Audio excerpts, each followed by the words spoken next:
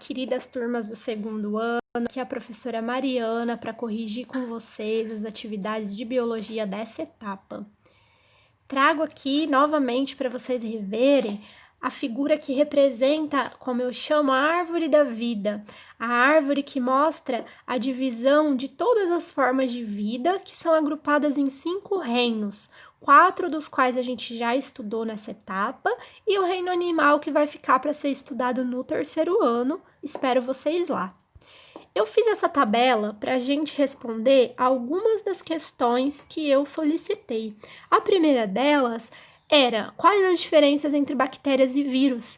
E na outra atividade, eu tinha perguntado também quais as diferenças entre os protistas, no geral, e os fungos. Então, essa tabelinha traz para a gente essas 4 formas para a gente analisar comparativamente as suas características.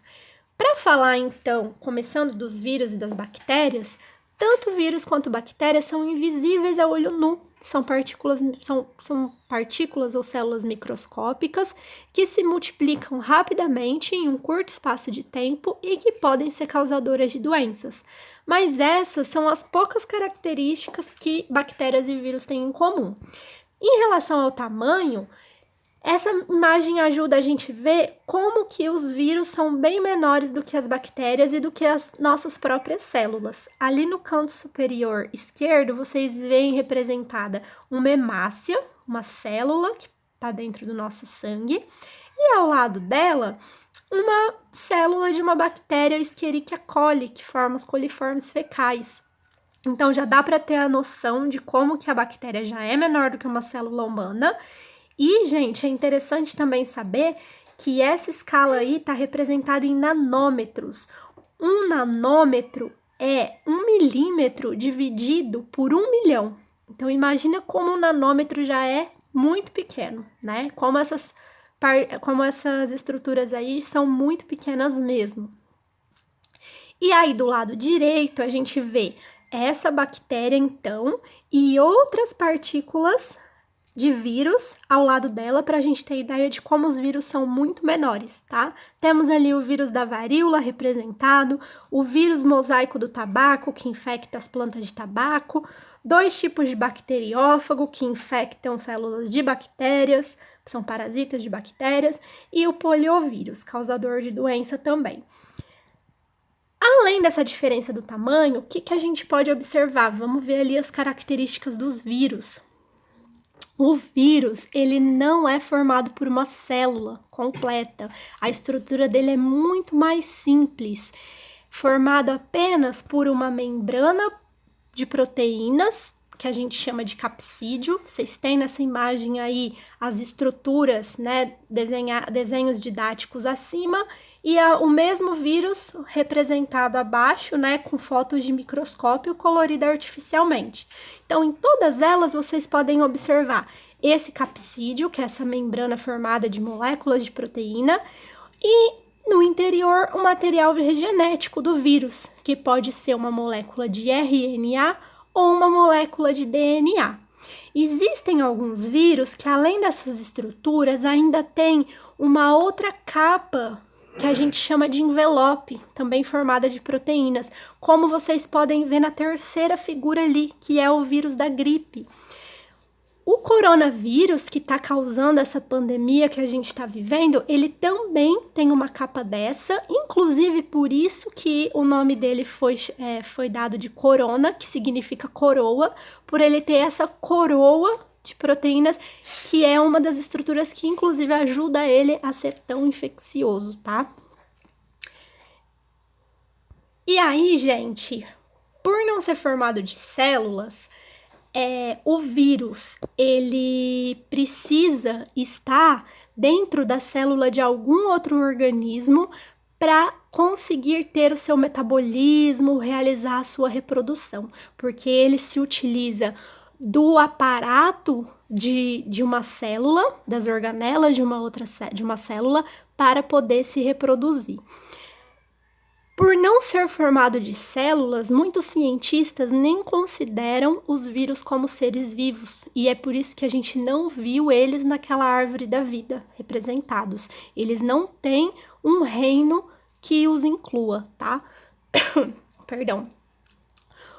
O que acontece, gente? Por ser dependente de uma célula, de outro organismo, a gente chama os vírus de parasitas intracelulares obrigatórios, ou seja, ele precisa estar nessa relação de parasita dentro de um hospedeiro e obrigatoriamente ele precisa dessa relação para ser considerado vivo, para ter atividades vivas, tá? Já as bactérias, o que a gente pode ver? As bactérias já são organismos vivos, muito simples ainda, formados por apenas uma única célula, ou seja, elas são unicelulares. E essa célula da bactéria, ela é uma célula procarionte. O que significa isso? Que o seu material genético não está envolvido por uma membrana, formando um núcleo dentro da célula. Então, essa célula é chamada de procarionte. O que mais que a gente vê na célula das bactérias? As bactérias, gente, elas podem formar colônia, mas cada bactéria é uma célula, tá? E elas podem viver agrupadas, formando, então, uma colônia de bactérias. As bactérias, elas podem ser autótrofas. O que significa isso? Elas terem a capacidade de produzir os próprios nutrientes que vão lhe servir de alimento, ou também podem ser heterótrofas, que significa que elas precisam ingerir substâncias do seu ambiente para poder se nutrir. As bactérias também podem ser anaeróbicas ou aeróbicas. O que significa isso? Aquelas que não precisam de moléculas de oxigênio para realizar o seu metabolismo, elas não precisam respirar oxigênio, digamos assim, elas são anaeróbicas. E as que dependem de oxigênio para viver são chamadas de aeróbicas. A estrutura que a gente vê da célula da bactéria que eu coloquei aí para vocês, a gente vê uma parede. Então, as plantas possuem parede celular e as bactérias também, só que a parede celular da planta ela é formada basicamente pelo polissacarídeo celulose, que é o que a gente usa, processa depois para gerar o papel. E a parede celular das bactérias é formada por peptídeo-glicanos. Então, é uma diferença química, sendo que esses peptídeo-glicanos são moléculas de açúcares ligadas a aminoácidos. Além disso, a gente vê esse DNA circular lá, que não está dentro de um núcleo, mas a região onde ele está a gente pode chamar de nucleóide. Além disso, as bactérias costumam ter outras moléculas menores de DNA circular que a gente chama de plasmídio, que executa algumas outras funções. E as células de bactéria, elas não têm aquela variedade de organela celular que a gente aprendeu, complexo de Golgi, retículos endoplasmáticos. Ela tem apenas ribossomos que estão ali produzindo as proteínas. Ao seu redor, as bactérias podem ter estruturas que ajudam na sua locomoção, como flagelos, que estão ali representados, ou também as fímbrias. Tudo bem até aqui? Vamos passar agora, então, para os protistas. O reino protista é formado por seres variados, que podem ser autótrofos, aqueles que produzem o seu próprio alimento, que são representados pelas algas, que fazem fotossíntese. Aqui tá as algas, né? Uma representação de uma alga unicelular, porque esse grupo também pode ter seres unicelulares, formados de uma célula, ou agora pluricelulares, muitas células. Então, quando a gente vê as algas na praia, na beira do mar, aquelas algas visíveis a olho nu são algas formadas de muitas células. E também possuem seres unicelulares que são heterótrofos, chamados de... chamados de protozoários. A gente vai ver também protozoários que são causadores de doenças, mas a gente tem protozoários também que são de vida livre, que não precisam parasitar nenhuma célula. Aqui tá a imagem de um paramécio, tanto a imagem desenhada do livro, quanto uma imagem de microscopia para vocês olharem um pouquinho da sua estrutura, como é. Além disso, os protozoários, eles podem possuir cílios, aquelas projeções ao redor da célula para locomoção, também flagelos ou ainda pseudópodes, que são projeções nas bordas da célula para realizar sua locomoção. A gente vai ver depois um pouco, né, dos exemplos de algas e das doenças causadas por protozoários. Por fim, temos também os fungos, que a gente estudou, viu um documentário. Os fungos são sempre eucariontes. Gente, eu esqueci de falar, mas os protistas também são eucariontes, tá? Só as bactérias que são procariontes.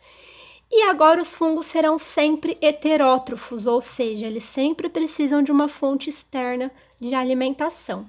Ainda que o fungo não tenha boca, nem estômago, ele consegue, por absorção, ingerir, digamos assim, partículas em decomposição do ambiente. E por isso eles desempenham muitas funções na natureza, nas cadeias alimentares, porque graças aos fungos é que a gente consegue ter a matéria orgânica, os restos de plantas e animais mortos, processados, se transformando em solo. Se não fosse os fungos, esse processo demoraria muito mais tempo para acontecer e a gente teria muito mais resíduo no planeta, resíduo orgânico no caso, né? Existem fungos também formados por apenas uma célula, como é o caso das leveduras, que vão produzir o chamado fermento, né, que vão produzir pães e cerveja, mas também temos muitos fungos pluricelulares.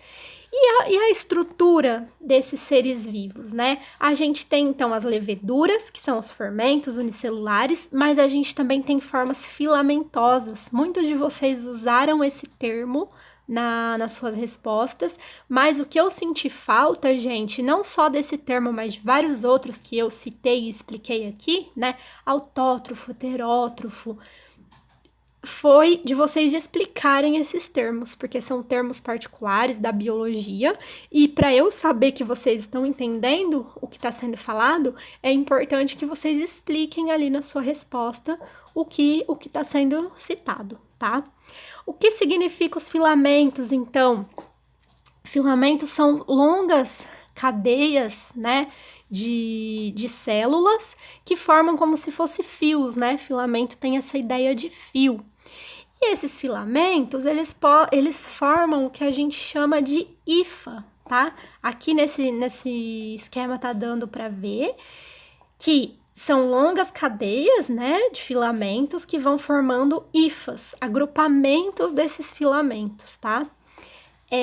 Entre as células desses filamentos, podem haver septos que conectam essas células entre si. Então, entre elas podem passar nutrientes, pode passar oxigênio.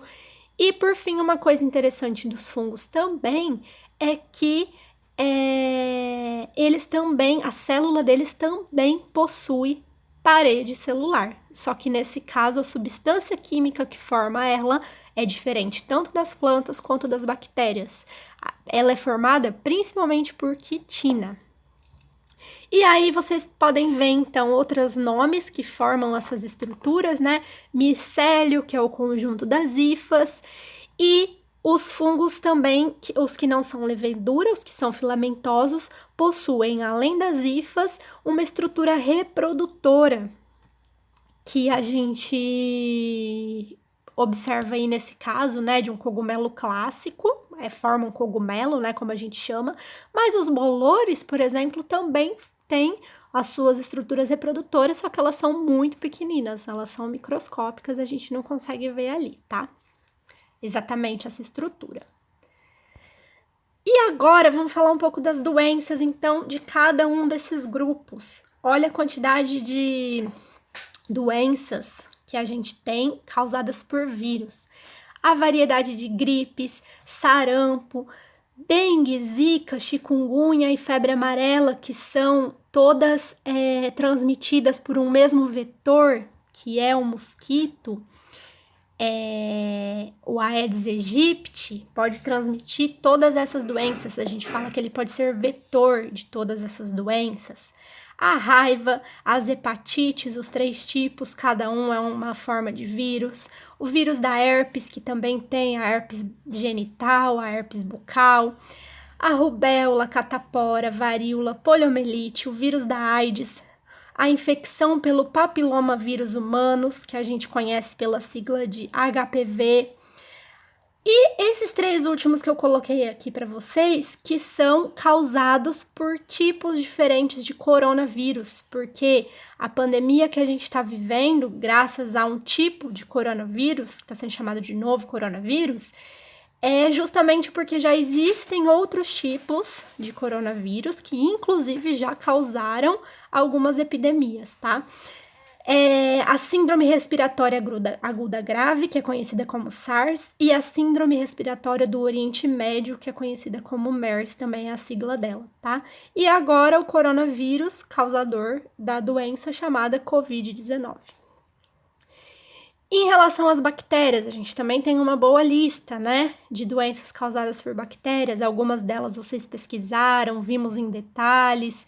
Tuberculose, hanseníase, leptospirose, coqueluche, gonorreia, tétano, cólera, clamídia, que é uma DST, o antrax, que já foi usado como arma biológica, difteria, que causa uma diarreia, né? Febre tifoide, a salmonelose, que é muito comum de ser transmitida pelo ovo, que a bactéria, essa bactéria salmonella, ela fica ali no ovo, cancro mole e dois problemas, né? 2 situações que não são exatamente doenças, mas que eu coloquei para vocês porque eu acho interessante falar, é que cáries e acne são causadas por bactérias também que colonizam ou os nossos dentes, no caso da cárie, ou a nossa pele, no caso da acne.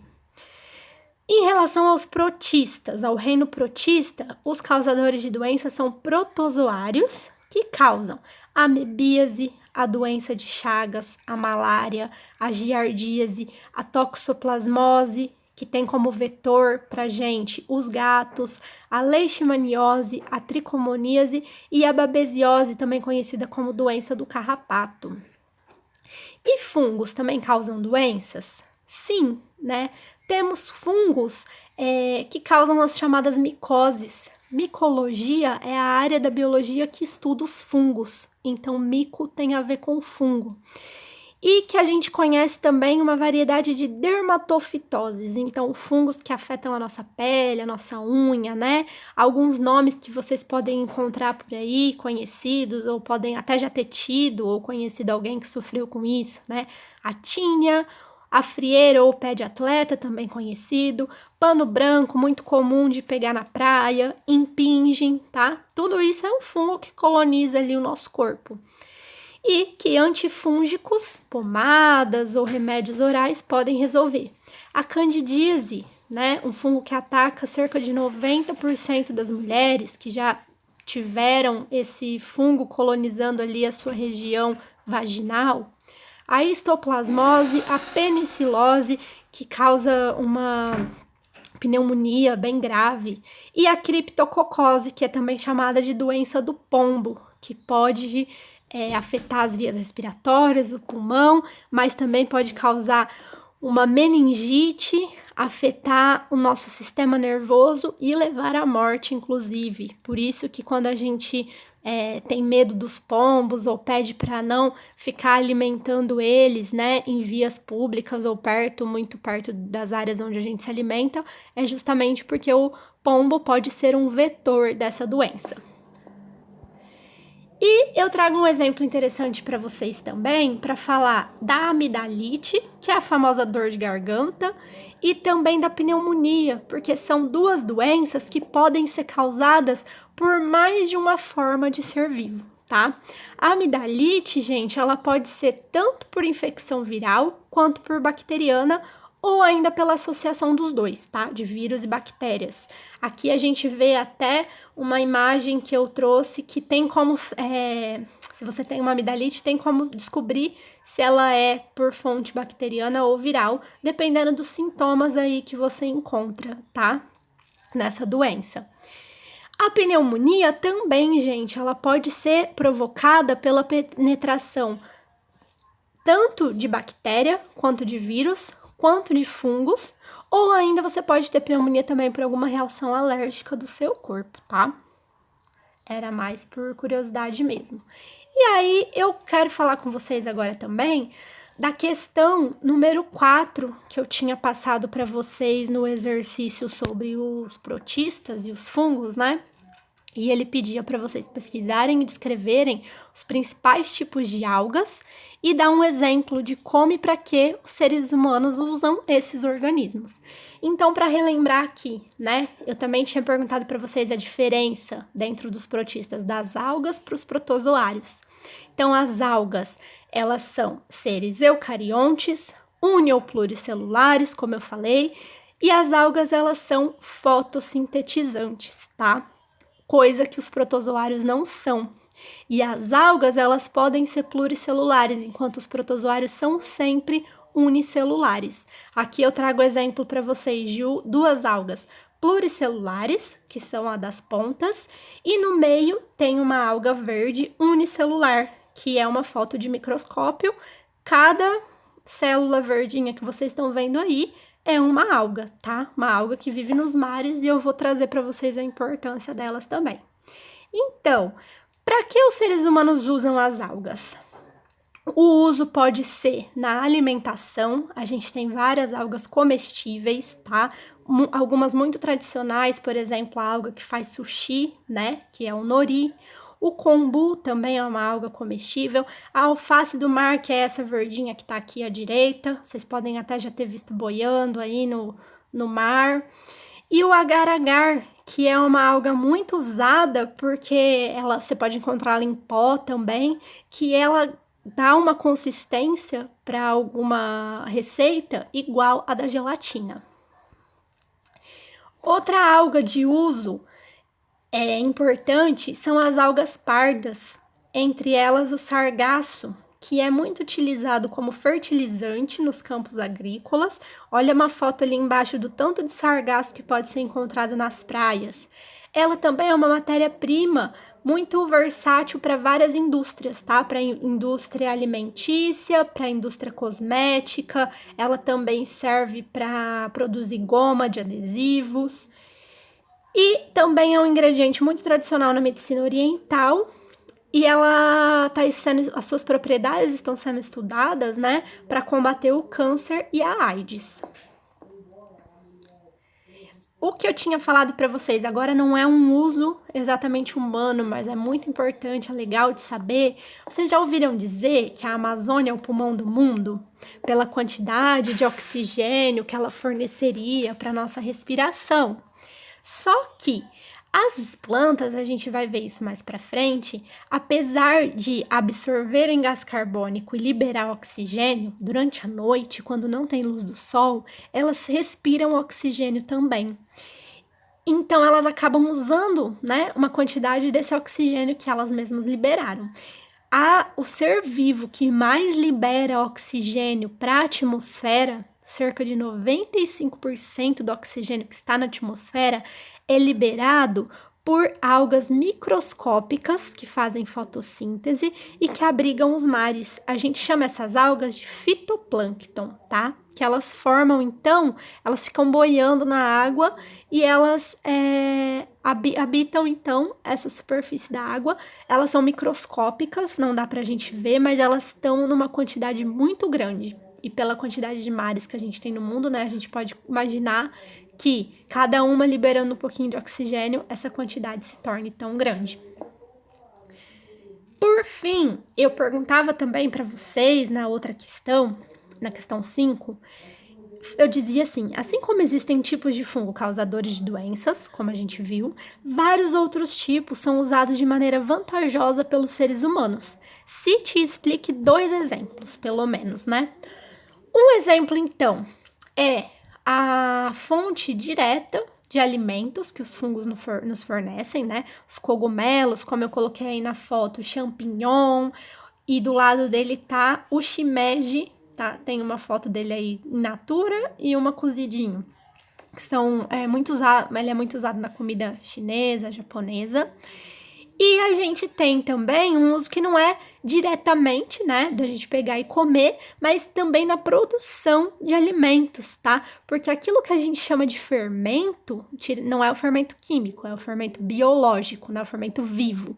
Nada mais é do que células de fungo, tá? Que são as leveduras. Eu pus até uma foto aí de microscópio para vocês olharem o tipo de fungo que é usado para fermentar tanto a bebida, que é a cerveja, quanto para fermentar os nossos pães, tá?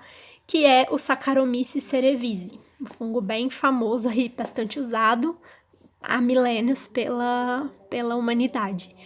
E um outro tipo de uso que os humanos fazem dos fungos é, por exemplo, para a produção de antibiótico. Então, esse senhor que está na foto aí, ele é o Alexander Fleming, um médico e estudioso, né, bacteriologista escocês, que descobriu a penicilina, gente. Ele fazia experimentos com bactérias colocadas, cultivadas nessas plaquinhas que vocês veem aí.